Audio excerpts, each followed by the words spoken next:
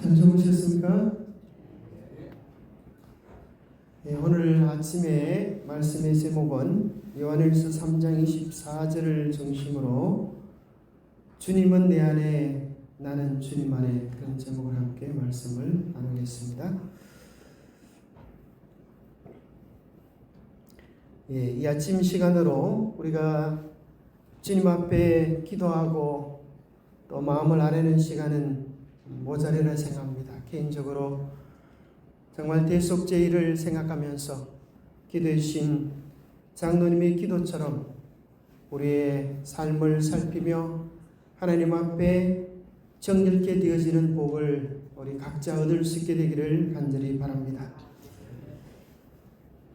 예수님은 지금 어디에 계십니까? 라고 물으시면 뭐라고 여러분 대답하시겠습니까? 예수님이 어디에 계셔요? 우리 재림 성도들이 예수님이 하늘 지성소에 계신 것을 잘 알고 있습니다. 그래서 우리 이렇게 답변을 합니다. 예수님은 하늘 지성소에 계십니다. 여러분, 하늘 지성소가 어디 있어요? 아주 멀리 하늘 꼭대기에 있는 것 같아요. 그죠? 히브리서 8장 1절에 보면 우리가 하는 말의 요점은 이러한 대제사장이 우리에게 있다는 것이라. 그는 하늘에서 지극히 크신 이의 보좌 우편에 앉으셨으니, 보좌 우편에 앉으셨다는 것은 신체적인 자세가 아니라 지위와 기능을 말한다. 이 표현을 통해 하늘 대제사장 봉사를 시작하심을 의미한다. 스데반은 보좌에 일어서신 주님을 보았고 요한은 7 촛대 사이에 그리시는 예수님을 보았다. 그런데 우리가 예수님을 생각할 때에 오늘 그 지성소의 의미를 깨닫고 하늘에서 하는 일과 더불어서 이 땅에 일어나는 일들이 함께 병행되어질 때 하늘에서 우리 주님께서 무슨 일을 하시는지를 깨닫고 그 경험에 동참하는 이들을 그리스도의 신부라고 말씀하고 계십니다. 예수님이 어디 계시냐고 물으시면 조금 전에 말했던 것처럼 하늘 성소에 계시 뿐만 아니라 그 지성소가 정말 의미하는 것이 어디인지를 다시 말해야 합니다. 지성소에 계시는 예수님은 우리의 영혼의 지성소에 계시는 분이 되어야 합니다. 우리의 생각의 중심에 계시는 분이 되어야 합니다. 예수님은 너무나 먼 하늘 꼭대기에 계시는 분이 아니라 우리의 생각의 중심에 계셔서 우리의 일상을 다스리시고 우리의 표정과 감정과 언어를 제어하시는 그런 분으로 우리에게 계셔야 합니다. 고린도서 13장 5절은 우리의 신앙을 점검하는 중대한 질문을 이렇게 던지고 있습니다. 너희는 믿음에 있는가? 믿음 안에 있는가? 너희 자신을 시험하고 너희 자신을 확정하라. 정말 내가 제대로 믿음에 있는지 각자 자신을 점검해보고 확정해보아라. 예수 그리스도께서 너희 안에 계신 줄을 너희가 스스로 알지 못하느냐?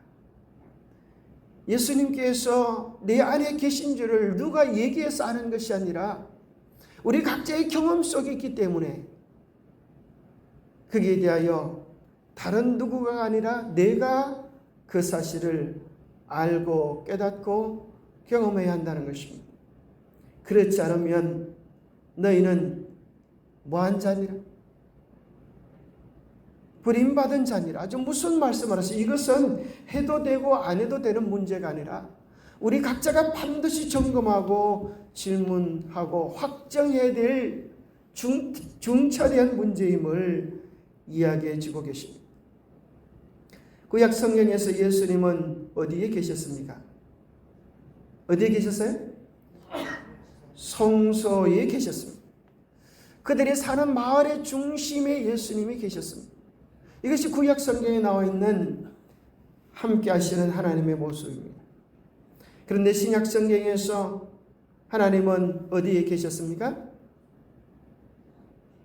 신약 성경에서 하나님은 어디에 계셨어요? 사람이 되어 말씀이 육신이 되어 우리 가운데 거하셨어요. 그래서 예수님이 우리 곁에 계시는 경험을 하셨습니다. 그런데 우리 신앙생활 속에 여러분 이 시대로 가면 참 좋겠다고 생각되지 않습니까? 예수님과 함께 밥을 먹고 예수님과 함께 하루 일상을 보내고 예수님과 함께 전도도 하고 예수님과 함께 살아가는 삶이 얼마나 좋겠습니까? 그런데 예수님은 요한복음 16장 7절에 이야기하기를 내가 너희에게 실상을 말하는, 이게 진짜라는 거예요. 추상적인 개념이 아니라는 거예요. 내가 너희를 떠나가는 것이 너희에게 큰 손해다. 이렇게 하셔야 우리가 좀 이해하기 쉽잖아요. 정말 보배 같은 예수님, 우리의 모든 것이 되시는 예수님이 이제 그들 곁을 떠나가시는 것이 어떻게 유익이 될 수 있습니까? 예수님은 정말 그들의 보호자가 되어주셨습니다. 어떤 문제든지, 죽음의 문제든지, 삶의 문제든지, 큰 문제든지, 작은 문제이든지, 복잡한 문제이든지, 겉의 문제이든지, 속을 썩이는 문제이든지, 주님께 나아가면 그 모든 문제들이 넉넉히 해결되어지는 좋으신 주님이신데, 그 주님이 그들 곁을 떠나가신다고 하는 것은 그들에게 정말 상상하기조차 싫은 끔찍한 일이었습니다. 그런데 주님은 말씀하시기를 내가 떠나가는 것이 너희에게 뭐다? 유익이다. 왜 그래요? 왜 주님이 떠나가시는 것이 유익이십니까? 내가 떠나가지 아니하면 보혜사가 너희에게로 오시지 아니할 것이요 가면 그를 너희에게로 보내시리. 내가 아버지께 구하겠으니 그가 또 다른 보혜사를 너희에게 주사 영원토록 너희와 함께 있게 하리니 그는 진리의 영이라. 세상은 능히 그를 받지 못하나니 그는 너희와 함께 거하시며 너희 속에 계시겠습니다. 얼마나 놀라운 말씀인지 모르겠어요. 하나님이 우리 곁에 계시는 것으로 만족하지 못하시고 이제 어디에 들어오기를 원하신다고요? 우리 속에, 우리의 중심에, 우리의 마음에, 우리의 생활의 중심을 우리 주님께서 차지하시기 원하신다는 것이에요. 고린도후서 13장 5절을 공동번역에서는 이렇게 말합니다. 여러분은 자기의 믿음을 제대로 지키고 있는지 스스로 살피고 따져보십시오. 여러분은 그리스도 예수께서 여러분과 함께 계시다는 것을 깨닫고 계십니까? 만일 깨닫지 못하신다면 여러분은 그리스도인으로서 낙제한 것입니다. 낙제했다 그래, 낙제. 똑같이 공부를 하다가 대학교 시험을 쳤는데 한 학생은 합격했다고 좋아합니다.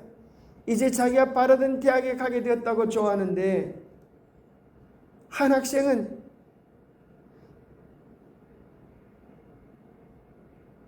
통곡하는 것입니다. 왜 그런가 하면 낙제했기 때문입니다. 그렇게 오랫동안 공부하고 평생을 거기 바쳤는데 너는 낙제생이다. 이렇게 하면 참 기가 차지 않겠습니까? 그런데 생각해 보면 세상에서는 재수가 나빠 그러나 재수를 하면 됩니다. 그런데 우리가 주님 앞에 서서 마지막 시험에서 다른 사람은 다 하늘에 올라가는데 너는 낙지생이다. 그러면 어떻게 되겠어요? 어떤 목사님이 밤에 꿈을 꾸는데 꿈속에서 영광스러운 예수 그리스도의 재림을 보았다는 것입니다. 얼마나 놀랍고 감동적인지 마음이 아주 뭉클뭉클하는데, 이제 예수님께서 구름 위에서 다 내게로 오라 외치실 때에 자기가 아는 집사님의 발이 땅에서 떨기 시작했어요. 자기가 아는 장로님의 발이 땅에서 떨기 시작했어요.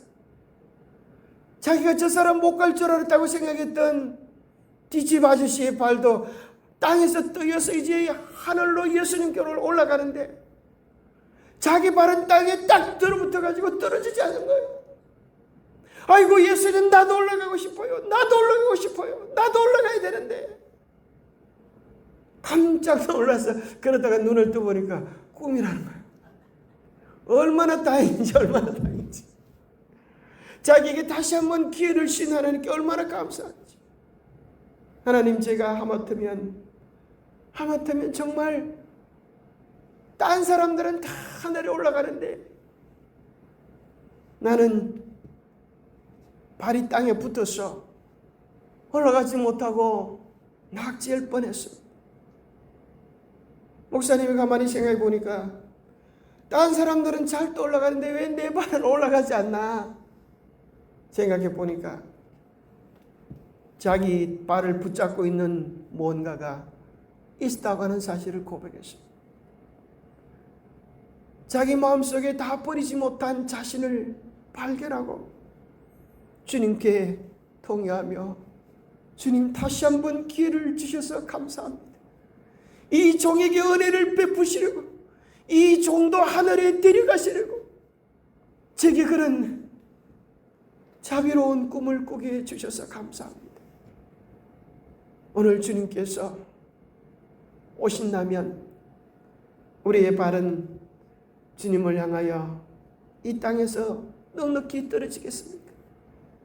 아니면 무언가 버리지 못한, 무언가 해결되지 않은 죄악이 우리의 발을 붙잡고 물귀신처럼 늘어지면서 딴 사람은 다 가도 너는 안 돼라고 하는 사단에 놓지 않은 발이 우리의 발을 붙잡고 있을 것입니까? 이사야 26장 3절은 킹 험정역에 이렇게 이야기합니다.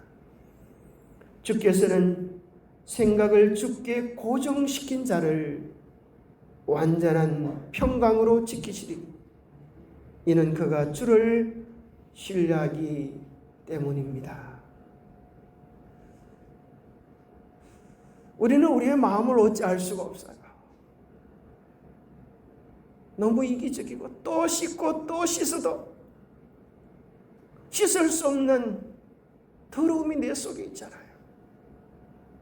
우리는 그렇게 아름답고 맛있는 걸 먹고도 뭘 만들어내요? 그 더러운 걸 만들어내죠. 화장실에 가서 뒤돌아보면 깜짝 놀랐잖아요. 이게 내 안에 있었어. 나도 냄새 맡기 깜짝 놀라잖아요. 아무리 사랑하는 부부라고 그래도 문을 열려고 하면, 여보, 좀 있어. 아직 문 열면 안 돼. 이 냄새가 너무 고약해가지고 당신 들어오면 기절할 줄 몰라. 제발 좀 이따 들어오라. 이 냄새가 나고 나면 들어오라.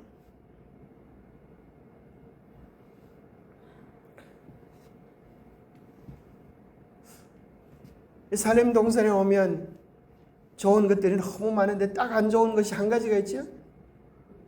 냄새가. 그것까지 없었으면 좋겠는데 왜 그 냄새까지는 하나님께서 해결해 주지 않으신 것 같아요. 어쩌면 그 냄새를 맡을 때마다 그 냄새가 말을 걸어오는 것 같잖아요. 너에게는 이런 냄새가 없느냐.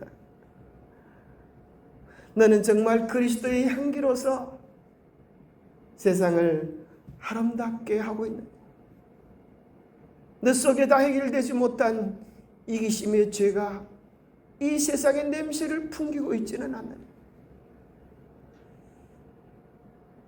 우리는 알아도 못합니다. 눈물 많이 흘려도 못합니다. 우리 스스로 해결할 수가 없습니다.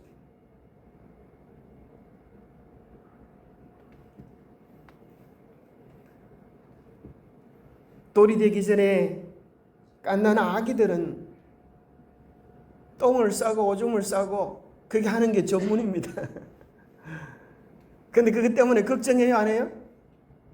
어떻게 해요? 만약에 여러분 생각해 보세요. 갓 태어난 아이가 기저귀에 똥을 쌌는데 그걸 지가 처리해 보겠다고 이렇게 애를 쓰면 어떻게 될까요? 똥 천지 범벅이 되죠. 지가 무슨 죄로 그걸 하겠어요? 그저 할 수 있는 일이란 뭐밖에 없어요? 우는 거예요.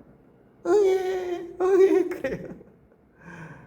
그럼 희한하게도 엄마는 그게 배가 고파서 우는 건지 똥을 싸서 우는 건지 어디 아파서 우는 건지 기가 차게 알아요. 그리고 딱 벗기시고 깨끗하게 하시고 혹시 궁뎅이가 헐어질까 분으로 톡톡 발라가지고 뽀송뽀송 해가지고 다시 기저귀를 채우잖아요. 우리는 우리의 더러움의 문제를, 죄의 문제를 해결할 수 없습니다. 그래서 주님께 울면 됩니다. 주님께 요청을 하면 됩니다. 주님, 나를 도와주십시오. 내 속에 죄를 미워하는 마음이 있습니다. 죄를 뿌리고 싶은 마음도 있는 반면에 죄가 나를 붙잡고 있습니다. 죄가 얼마나 끔찍하고 두렵고 가져간 것인지 내 마음을 바꾸어 주십시오. 내 육신은 죄를 원하지만 나는 주님을 사랑하기에 이전에 했던 그 짓을 또 반복할 수가 없습니다. 주님, 나를 도와주시옵소서. 주님, 나를 도와주시옵소서. 한 번 해도 안 되면 10번 부르고 10번 부르도 안 되면 100번 부르고 주님께서 우리를 도와주실 때까지 주님의 이름을 부르시게 되기를 바랍니다. 주님께서 약속하시기를 나의 이름을 부르는 자를 내가 구원하겠다고 하셨습니다. 환난 가운데서 나를 부르라, 네가 나를 영화롭게 하리라 말씀하셨습니다. 놀랍게도 그 죄로 인하여 몸부림쳤던 우리가 우리 스스로 할 수 없는 그 일을 이루신 주님께 감사를 돌릴 수밖에 없는 때가 올 것이라고 말씀합니다. 그러기 위해서 우리가 해야 될 일이 있는데 그것은 우리의 생각을 주께 고정시키는 일입니다. 우리는 얼마나 죄악적인지 마치 바로왕과 같아서 시험이 올 때는 잘못했다고 이야기를 하다가도 여러분 지록기를 보면 뭐만 하면 또 바로가 고집을 부립니까? 숨 쉴 틈만 있으면 언제 자기가 그런 소리 했느냐고 10번이나 반역하다가 결국 자기 아들의 죽음을 경험합니다. 가장 소중한 것을 잃어버리고 마는 것입니다. 우리의 생각을 주님께 고정시키도록 하십시다. 우리의 생각이, 우리의 시선이 세상을 향하지 않도록, 우리의 생각이 자신을 향하지 않도록 주님께서 붙잡아 주시도록 우리의 생각 자체를, 마음 자체를 송두리째 주님께 드리게 되기를 바랍니다. 그럴 때 주님은 무엇으로 지키세요? 완전한 평강으로. 참 감사하죠. 완전한 평강. 걱정할 게 없어요. 하늘의 평강으로 우리를 지키십니다. 이것이 예수님께서 요한복음 14장 27절에 말씀하셨던 평강이에요. 내가 너희에게 평안을 주노니 이 평안은 세상이 주는 것 같지 아니하니라. 세상이 주는 평안은 어떤 것입니까? 일이 잘 될 때는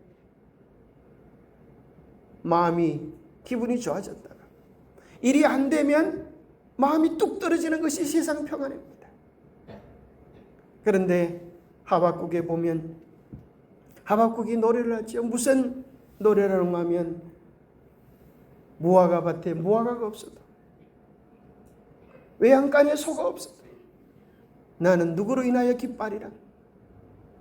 나는 나를 사랑하는 여호와로 인하여 기뻐하고 즐거워하리라.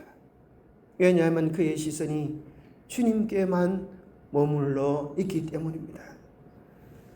우리의 생각을 주님께 고정시킬 때 그것이 우리의 능력이고 죄를 이기는 비결입니다. 우리의 시선이 주님을 바라보지 못하도록 사탄 마귀는 우리 눈앞에 거슬리는 것들을 놓아두기를 좋아합니다. 우리 마음을 불편하게 하는 것들을 자꾸 보여줘요. 왜요? 우리의 마음을 빼앗아 가려고 하는 것입니다. 다른 사람의 허물이 보이기 시작해요. 지도자의 허물이 보일 때도 있어요. 그때 여러분 기도하시기 바랍니다. 주님, 내 마음을 빼앗기지 않게 도와주시옵소서. 세상의 즐거운 것들이, 세상의 화려한 것들이, 세상의 매력적인 것들이 보일 때에 여러분 기도하시게 되기를 바랍니다. 주님, 잠시 후에 사라질 허용된 것들에 내 마음을 뺏기지 않도록 지켜주시옵소서. 여러분, 그 모든 것들은 다 헛것입니다. 가짜들입니다. 이것은 내 아들이라고 내 딸이라고 말하지만 여러분, 잠시 후에 먼지처럼 사라질 존재들인 것입니다. 자식이 잘 됐다고 기뻐할 것도 아니고, 자식이 죽었다고 통곡할 것도 아닙니다. 원래 내 것이 아니었습니다. 가장 중요한 것은 어떤 경우에도 주님을 향한 우리의 마음의 중심을 잃지 않게 되기를 바랍니다.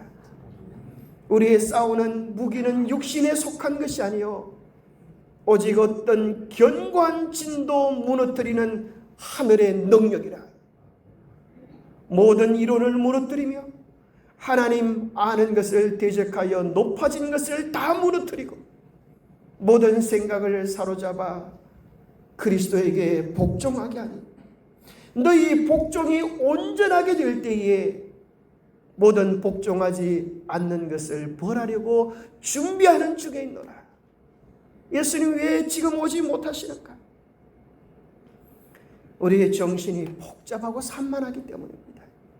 우리의 생각을 온전히 사로잡아 그리스도께 복종시킬 때 우리 주님께서 복종하지 않는 것을 벌하시려고 오실 것입니다. 이것을 공동번역에서는 이렇게 말합니다. 하나님을 아는 데 장애가 되는 모든 오만을 쳐부수시며 어떠한 기력이든지 다 사로잡아서 그리스도께 복종시킵니다.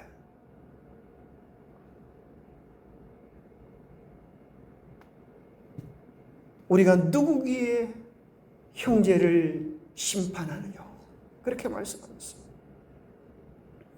남을 판단하고 심판하고 정죄하는 권세는 오직 누구밖에 없어요? 하나님밖에 없어요. 그래서 형제의 허물이 보이거든 우리는 내게 그러한 허물이 있지 않나 기도하시고 통곡할 일입니다. 마치 내가 심판자가 된 것처럼, 마치 내가 하나님이 되신 것처럼 저를 심판하고 비난하고 판단할 때에 하나님 말씀하십니다. 하나님을 아는 일에, 하나님과 교제하는 일에 장애가 되는 너희 오만을 깨트리라. 우리는 사실 아무도 타인의 심정을 이해할 수 없습니다. 타인의 마음을 이해할 수 없습니다. 그가 무슨 고통, 무슨 아픔, 무슨 싸움을 싸우는지를 알 수가 없는 것입니다. 그저 우리 눈에 보이는 한 단면을 보고 쉽게 판단해 버리고 쉽게 정죄하고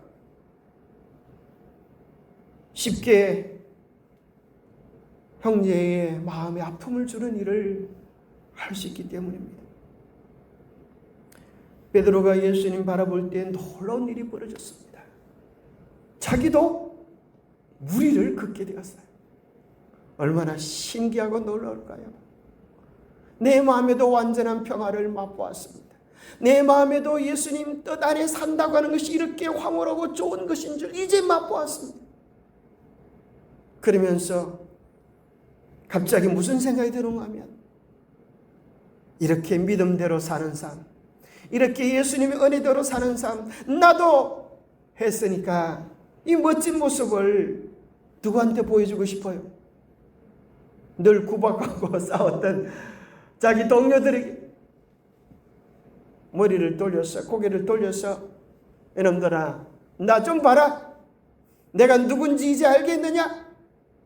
나는 너희들과 좀 달라. 너희들은 안 되지만 나는 했어. 나는 무리를 걸었어.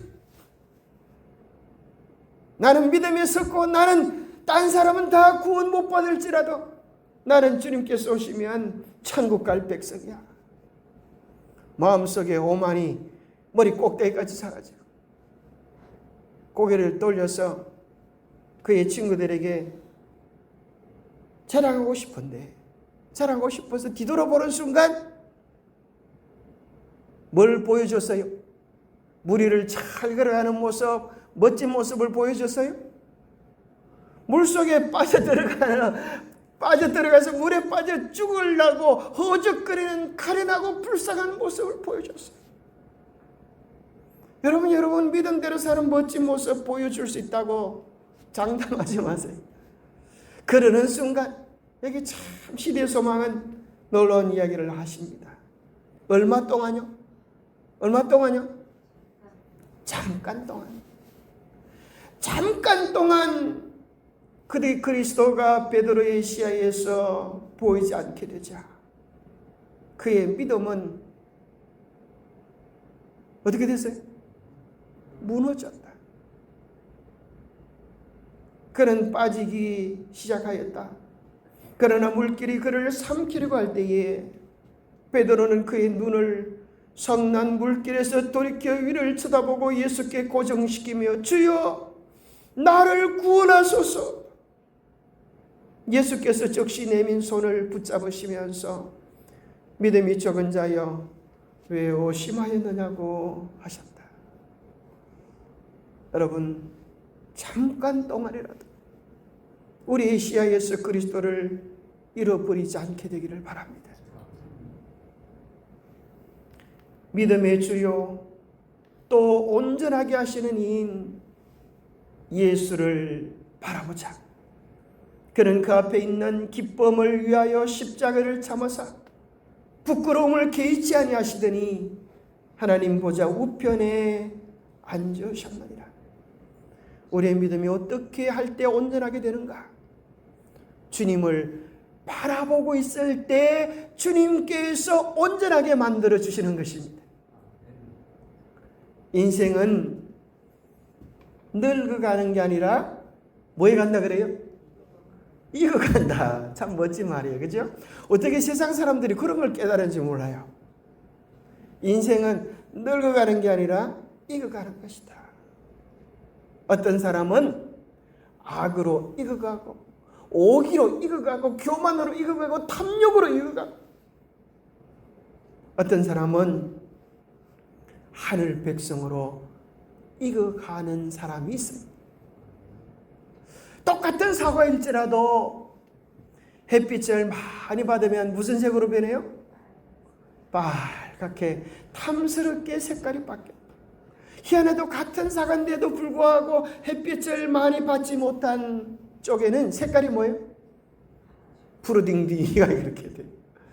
희한하게도 한 사과인데도 잘라서 먹어보면 빨간 쪽하고 파란 쪽이 맛이 틀려요. 드셔보셨습니까? 맛이 다르다니까요. 덜익은 땡감을 먹으면 맛이 어때요? 그거 하나 제대로 먹을 수도 없어. 그런데 그것이 다시 오랜 시간 익어지면 얼마나 달콤하고 몰캉몰캉한 홍시가 되는지 몰라요. 그죠? 홍시 많이 드셔보셨습니까? 뜰은 우리 인생, 주님과 얼마나 많은 시간을, 많은 교제를 나누느냐에 따라서 만난 존재로 변화되는 것입니다. 하나님께서 왜 우리에게 일생을 주셨는가?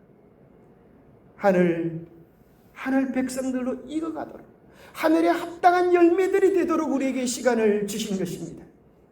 이 십사절기는 왜 필요한가? 열매를 익어가도록 하기 위하여 주신 것입니다. 여기 보면 봄에 씨앗을 뿌리면 뭐가 내려요? 봄비가 내려요. 근데 희한하게도 절기 속에 우수라는 게 있어요. 희한하죠? 입춘 다음에 우수예요. 시편 65편 10절에 보면 주께서 밭고랑에 물을 넉넉히 대사 그 일항을 평평하게 하시며 또 담비로 부드럽게 하시고 그 싹에 복을 주시나이다. 봄비를 통하여 뭐 하게 하세요?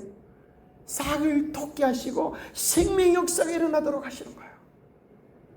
봄비만 아니라 가을비도 주세요. 여호와께서 너희 땅에 이른 비, 늦은 비를 적당한 때에, 하나님께서 정하신 때에, 늦지도 빠르지도 않은 때에 내리시리니 너희가 곡식과 포도주와 기름을 얻을 것이요. 상강이라고 하는 절기가 있는데 뭐 하는 절기요? 썰이가 내리는 날이에요. 썰이가 내리기 전에 수확하지 않으면 두고두고 후회할 작물 18가지가 있다 그래요. 저는 그게 뭔지 모르겠지만 썰이는 덜 익은 것들을 뭐하게 썩어버리게 만들어요. 다 익은 것들은 썰이를 맞을 때 더 향기로운 맛으로 변해버리는 거예요. 우리는 마냥 늦은 비를 기다리지만 우리가 썰이 맞기 전에 뭐 하게 되어야 돼요? 익어져야 되는 거예요. 동방에서 이런 비가 씨 뿌리는 때에 내린다. 이것은 씨가 발화하도록 하는 데 필요하다. 그리고 자라고 열매 맺는 일이 필요합니다. 이런 비가 만약에 내리지 않을 것 같으면 생명은 존재하지 않을 것이고 푸른 잎은 솟아나지 않을 것이다. 초기의 소낙비가 그 역할을 다하지 않을 것 같다면 늦은 비는 아무런 시도 완전에 이르게 할 수 없다. 우리는 늦은 비를 기다릴 때가 아니라 우리 각자가 이런 비의 경험을 온전히 했는지를 점검해야 할 때입니다. 이 때가 없이 늦은 비가 내리면 썩어버리고 마는 것입니다. 망가지고 마는 것입니다. 오늘 참으로 다시 한번 예수 그리스도가 내 삶의 주인이신가? 나는 자아를 온전히 쳐서 복종시키는가? 주님 안에서 자라나는 경험이 나의 매일의 일상을 이루는가? 나의 영적 시야를 예수 그리스도에게서 딴 데로 돌리지는 않았는가? 우리 자신을 철저히 점검해보는 시간들을 가지게 되기를 바랍니다. 기도하겠습니다. 하나님 아버지, 우리에게 자라날 수 있는 계절을, 싹이 돋을 수 있는 계절을, 자아를 살피고 주님의 뜻에 굴복할 수 있는 기회를 다시 허락해 주셨음을 인하여 감사합니다. 주님 외에 더 사랑했던 것들을 내어놓습니다. 우리의 마음에 머물렀던 버려야 할 것들을 주님께 내어놓습니다. 주님 도와 주시옵소서. 주님 안에서 정결함을 입게 하시고 주님 안에서 참으로 너는 내 백성이다, 나의 것이다는 하늘의 인정을 듣게 하여 주시옵소서. 주님이 내 안에 계셔서 내 삶의 주인이 되어주시고 내가 주님 안에 온전히 거하여 주님의 뜻이 우리 안에 아름다움으로 열매 맺게 축복하여 주시옵기를 우리 주 예수 그리스도 이름 머지하여 간절히 간구하옵나이다. 아멘.